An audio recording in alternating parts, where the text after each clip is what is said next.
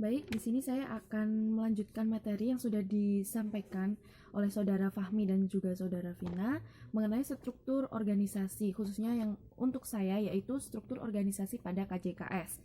Nah, teman-teman, sebelum kita lanjut ke struktur organisasinya, alangkah baiknya kita mereview dahulu apa sih yang dimaksud dengan koperasi dan juga apa sih yang dimaksud dengan KJKS itu sendiri.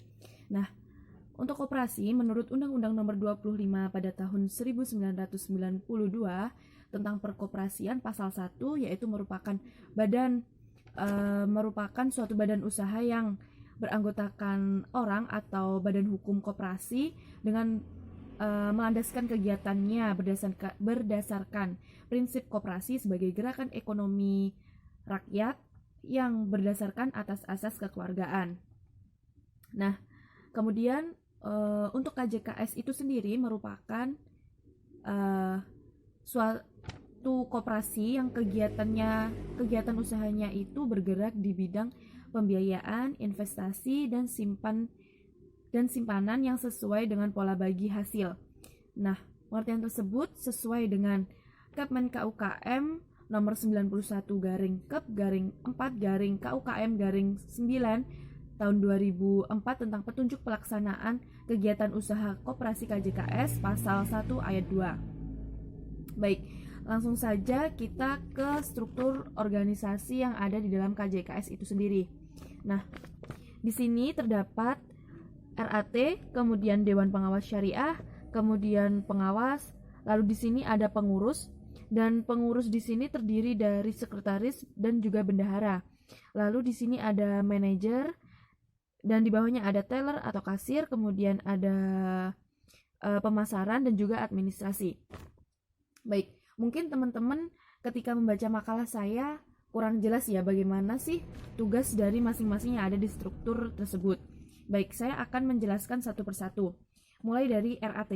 Jadi RAT ini merupakan kekuasaan tertinggi yang ada di dalam koperasi. Lalu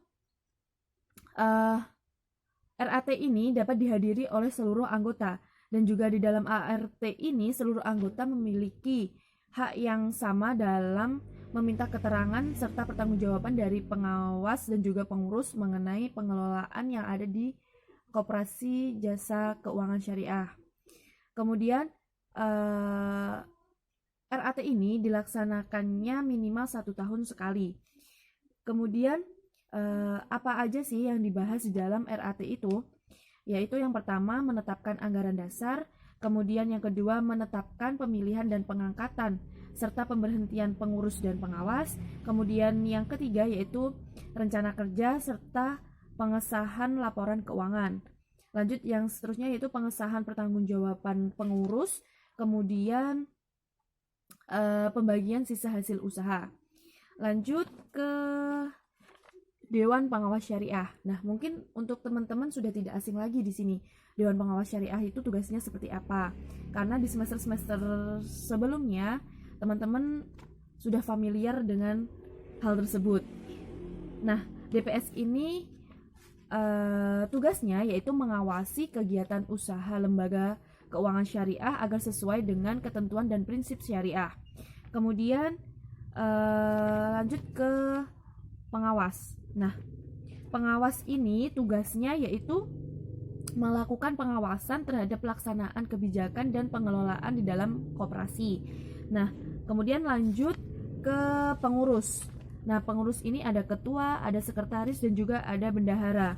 Nah, ketua di sini itu bertugas sebagai penyelenggara ketatausahaan koperasi. Nah, di sini ketua bertanggung jawab atas kemajuan dan juga kelemahan yang terjadi di dalam koperasi tersebut. Untuk sekretaris dan bendahara ini saya rasa teman-teman bisa mendeskripsikan sendiri bagaimana tugas dan wewenangnya. Lanjut ke manajer. Kemudian manajer ini tugasnya yaitu membuat rencana ke depan sesuai dengan ruang lingkup dan wewenangnya, lalu mengelola sumber daya secara efisien, memberikan perintah, dan juga mampu melaksanakan kerjasama dengan orang lain untuk mencapai tujuan organisasi. Kemudian kita lanjut ke teller atau ke kasir.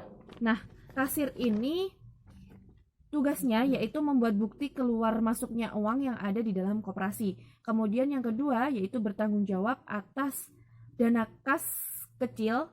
Lanjut yaitu bertanggung jawab atas keluar masuknya uang dan juga membuat laporan harian. Lalu di sini ada pemasaran. Nah, maksud dari pemasaran tersebut adalah dalam pemasaran itu mencakup pembelian, kemudian penjualan, dan juga promosi. Jika ketiga hal itu sudah tepat, maka akan mempunyai dampak yang sangat kuat terhadap yang dihasilkan oleh koperasi tersebut. Lanjut ke administrasi. Nah, administrasi ini tugasnya apa sih? Nah, administrasi ini tugasnya yaitu mengatur surat menyurat yang ada di koperasi, kemudian mengarsipkan dokumen-dokumen, kemudian mempersiapkan rapat-rapat, kemudian menjadwalkan kegiatan-kegiatan yang dilakukan di dalam koperasi tersebut. Saya rasa itu yang bisa saya sampaikan. Apabila ada kurang lebihnya saya mohon maaf. Wassalamualaikum warahmatullahi wabarakatuh.